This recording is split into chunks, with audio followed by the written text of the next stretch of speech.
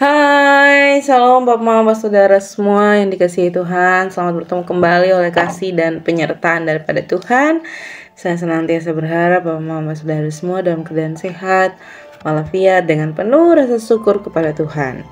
Hari ini kita akan membaca serta merenungkan firman Tuhan yang terambil dari kitab Rut pasal 3 ayat 1 hingga ayatnya yang ke-18. Namun sebelum itu, mari kita semua satu hati di dalam doa. Kita berdoa. Segala puji dan syukur kami Tuhan, kami haturkan dalam hadirat Bapa sebab Tuhan senantiasa baik dalam kehidupan kami. Kami bersyukur oleh kasih dan penyertaan Tuhan. Tuhan boleh memberikan kami kesempatan untuk bangun di pagi hari yang sehat dan nyaman dan menikmati berbagai aktivitas kami Tuhan. Pada saat ini Tuhan, kami akan membaca serta merenungkan firman Tuhan. Kami memohon Tuhan memberkati, biar apa yang kami baca, apa yang kami renungkan, semuanya itu boleh mendatangkan berkat bagi kehidupan serta kekuatan bagi tugas tanggung jawab kami. Mengampuni salah dan dosa kami Tuhan, di dalam anak Yesus Kristus kami telah datang dan berdoa. Amin. Bapak, Mama, Saudara yang dikasihi Tuhan, pembacaan kita terambil dari kitab Rut pasal 3 ayat 1 hingga ayat 18. Rut pasal 3 ayat 1 hingga ayat 18. Di bawah perikop Rut dan Boas di tempat pengirikan. Lalu Naomi mertuanya itu berkata kepadanya, "Anakku, apakah tidak ada baiknya jika aku mencari tempat perlindungan bagimu supaya engkau berbahagia? Maka sekarang bukankah Boas yang pengerja-pengerjanya perempuan telah kau temani itu adalah sanak kita? Daripada malam ini menampi jelai di tempat pengirikan, maka mandilah dan beruraplah, pakaianlah pakaian bagusmu, dan pergilah ke tempat pengirikan itu. Tetapi janganlah engkau ketahuan kepada orang itu sebelum ia selesai makan dan minum. Jika ia membaringkan diri tidur, haruslah engkau perhatikan baik-baik tempat ia berbaring. Kemudian datanglah dekat, singkapkanlah selimut dari kakinya dan berbaringlah di sana. Maka ia akan memberitahukan kepadamu apa yang harus engkau lakukan." Lalu kata Rut kepadanya, "Segala yang engkau katakan itu akan kulakukan." Sesudah itu pergilah ia ke tempat pengirikan dan dilakukannya tepat seperti yang diperintahkan mertuanya kepadanya. Setelah Boas habis makan dan minum dan hatinya gembira, datanglah ia untuk membaringkan diri tidur pada ujung timbunan jelai itu. Kemudian datanglah perempuan itu dekat dengan diam-diam, disingkapkannya lah selimut dari kaki Boas dan berbaringlah ia di situ. Pada waktu tengah malam dengan terkejut terjagalah orang itu lalu meraba-raba sekelilingnya, dan ternyata ada seorang perempuan berbaring di sebelah kakinya. Bertanyalah ia, "Siapakah engkau ini?" Jawabnya, "Aku Rut, hambamu. Kembangkanlah kiranya sayapmu melindungi hambamu ini, sebab engkaulah seorang kaum yang wajib menebus kami." Lalu katanya, "Diberkatilah kiranya engkau oleh Tuhan ya anakku. Sekarang engkau menunjukkan kasihmu lebih nyata lagi daripada yang pertama kali itu, karena engkau tidak mengejar-ngejar orang-orang muda, baik yang miskin maupun orang kaya. Oleh sebab itu, anakku, janganlah takut, segala yang kau katakan itu akan kulakukan kepadamu, sebab setiap orang dalam kota kami tahu bahwa engkau seorang perempuan baik-baik. Maka sekarang memang aku seorang kaum yang wajib menebus, tetapi walaupun demikian masih ada lagi seorang penebus yang lebih dekat daripadaku. Tinggallah di sini malam ini, dan besok pagi jika ia mau menebus engkau, baik, biarlah ia menebus. Tetapi jika ia tidak suka menebus engkau, maka akulah yang akan menebus engkau demi Tuhan yang hidup. Berbaring sajalah tidur sampai pagi." Jadi berbaringlah ia tidur di sebelah kakinya sampai pagi. Lalu bangunlah ia sebelum orang dapat mengenal sebab kata Boas, "Janganlah diketahui orang bahwa seorang perempuan datang ke tempat pengirikan." Lagi katanya, "Berikanlah selendang yang engkau pakai itu dan tadahkanlah itu." Lalu tadahkannyalah selendang itu, kemudian ditakarnyalah 6 takar jelai ke dalam selendang itu. Sesudah itu pergilah Boas ke kota. Setelah perempuan itu sampai kepada mertuanya, berkatalah mertuanya itu kepadanya, "Bagaimana anakku?" Lalu diceritakannya semua yang dilakukan orang itu kepadanya, serta berkata, "Yang 6 takar jelai ini diberikannya kepadaku, sebab katanya, engkau tidak boleh pulang kepada mertuamu dengan tangan hampa." Lalu kata mertuanya itu, "Duduklah saja menanti anakku, sampai engkau mengetahui bagaimana kesudahan perkara itu, sebab orang itu tidak akan berhenti sebelum diselesaikannya perkara itu pada hari ini juga." Demikian jawaban firman Tuhan. Yang dikatakan berbahagia adalah setiap kita yang tidak hanya membaca, mendengar, tetapi mau melakukan dalam kehidupan kita harilah lepas hari. Shalom Bapak Mama, Bapak Saudara semua, selamat berjumpa kembali. Hari ini kita diberikan satu tema, yakni temanya adalah setia dalam pengharapan.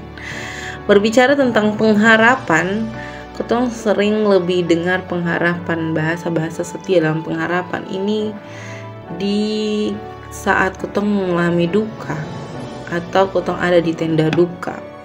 Kita selalu mendengar kata-kata kita harus setia dalam berpengharapan. Kita harus tetap berpengharapan di dalam Tuhan atas segala perkara yang Tuhan percayakan, terlebih perkara-perkara tentang kematian.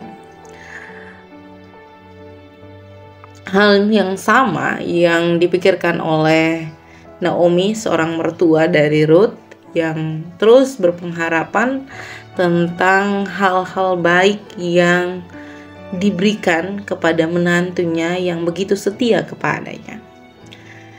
Naomi berharap bahwa setelah Ruth mengalami kehilangan suaminya atau anaknya sendiri, Naomi berharap ada seorang yang mampu menebus ia dan memberikan satu perlindungan yang layak bagi menantunya yang begitu setia dan menyayangi dia. Pengharapan ini berasal dari kesetiaan Ruth bagi Naomi. Ruth sangat setia melayani Naomi, dan kesetiaan Ruth membuat Naomi betul-betul mencintai Ruth dengan sepenuh hati. Bapak Mama, Bapak Saudara yang dikasihi Tuhan, berbicara tentang kesetiaan Ruth ini sangat luar biasa ya Bapak Mama. Naomi berulang-ulang kali memberikan satu tawaran dan terus menawarkan hal-hal di mana Ruth kembali kepada negerinya, Ruth kembali kepada daerahnya, Ruth boleh menikahi siapapun, Ruth boleh tidak mengikuti dia dan meninggalkan dia. Tapi Ruth tetap memilih untuk menjaga hubungan baiknya dengan mertuanya, dengan memelihara mertuanya, dengan setia terhadap segala sesuatu yang ada di dalam kehidupan mertuanya. Bahkan di dalam pembacaan ini kita melihat bahwa Ruth meneruti perkataan Naomi tentang dirinya terhadap Boas. Bapak Mama, Saudara yang dikasihi Tuhan, tentang tebus menebus yang digambarkan dalam kitab Ruth ini sudah sering sekali kita dengar, dan sering sekali kita menganggap bahwa ini sesuatu yang sangat-sangat cerita yang sangat-sangat sudah biasa di ketepun telinga tentang tebus menebus, Boas menebus Ruth, dan bagaimana pertunjukan kasih setia yang digambarkan Tuhan melalui Boas dan Ruth. Ini satu tanda pengharapan dari bukti kesetiaan. Dan pengharapan itu menjadi nyata dalam kehidupan Naomi, Ruth, dan Boas. Jadi bukan hanya kepada Naomi saja, tetapi juga kepada Ruth dan juga kepada Boas. Kenapa saya bilang begitu? Karena kembali lagi kepada kesetiaan mereka, masing-masing ada dalam tugas dan tanggung jawabnya, tetap setia menjalankan kehidupannya tanpa mau berproses. Entah, saya tidak tahu ya, Ketong tidak tahu bagaimana kondisi seperti itu, seperti yang waktu itu, tapi tidak digambarkan bahwa Ruth mengeluh dengan kondisinya pada masa itu. Tapi dalam ketemu kehidupan sekarang ini, saya yakin ketong sering mengeluh menghadapi hal-hal yang menyulitkan, menyakiti, bahkan hal-hal yang terliputi dengan duka. Dan itu sangat-sangat berpengaruh dalam ketong punya iman, berpengaruh terhadap ketong punya pengharapan, berpengaruh terhadap ketong punya kepercayaan. Hal-hal itu sangat berpengaruh terhadap 3 hal itu. Dan karena pengaruh itu membuat ketong sering sekali meninggalkan Tuhan. Sering sekali ketong soalnya mau ditebus oleh Tuhan. Sering sekali ketong menganggap bahwa pengharapan itu menjadi sepele ketika Tuhan tidak menjawab seturut dengan apa yang ketong inginkan dalam ketong kehidupan. Itulah mengapa tema hari ini adalah setia dalam berpengharapan. Jadi apa yang ketong inginkan di dalam Tuhan, haruslah ketong setia, mendoakan, setia, melakukan. Mendoakan dan melakukan. Jadi bukan sekedar mendoakan, tetapi juga melakukan. Bagaimana caranya melakukan? Jika ketong mau hidup lebih baik, jika ketong mau hidup lebih berkecukupan, berarti ketong harus belajar dan bekerja. Jika ketong menginginkan calon suami atau ketong pun suami lebih baik lagi ke depan, ketong harus berdoa dan ketong harus lebih baik lagi melayani. Harus lebih baik lagi memperbaiki hidup. Begitu juga dalam hal pekerjaan, pelayanan, dan tugas-tugas kehidupan yang dipercayakan dalam ketong pun diri. Ketong harus setia dalam pengharapan-pengharapan itu, agar segala sesuatu yang dipercayakan Tuhan menjadi satu bukti nyata bahwa pengharapan itu adalah nyata di dalam Tuhan. Kalau Boas mampu menebus Ruth dan menjawab setiap pengharapan Naomi dan menjawab setiap kesetiaan Ruth, itu tandanya setiap kita juga mampu ditebus Tuhan dari segala sesuatu yang menjadi keraguan kita, dari segala sesuatu yang menjadi kelilitan dosa-dosa kita. Asal kita mau memberi diri, tetap setia dan berpengharapan di dalam Dia. Hanya itu Pak Mama. Sulit sekali, tapi mari ketong senantiasa mau melakukan dan belajar untuk tetap setia di dalam Tuhan. Selamat menjadi berkat dimanapun Bapak Ibu Saudara semua berada. Tuhan senantiasa mencukupkan dan memberkati. Amin. Kita akan menutup perenungan pada saat ini dengan berdoa. Mari ketong satu hati di dalam doa. Kita berdoa. Bapa di dalam surga, Bapa yang kami sembah lewat anakmu Yesus Kristus, terima kasih Tuhan untuk kasih, setia, dan penyertaan daripada Tuhan. Tuhan senantiasa memberikan kami kesempatan untuk membaca serta merenungkan firman Tuhan. Hari ini kami belajar dari 3 tokoh yang sangat istimewa, Naomi, Ruth, dan Boas, tentang bagaimana kesetiaan kehidupan mereka untuk terus berpengharapan di dalam Tuhan.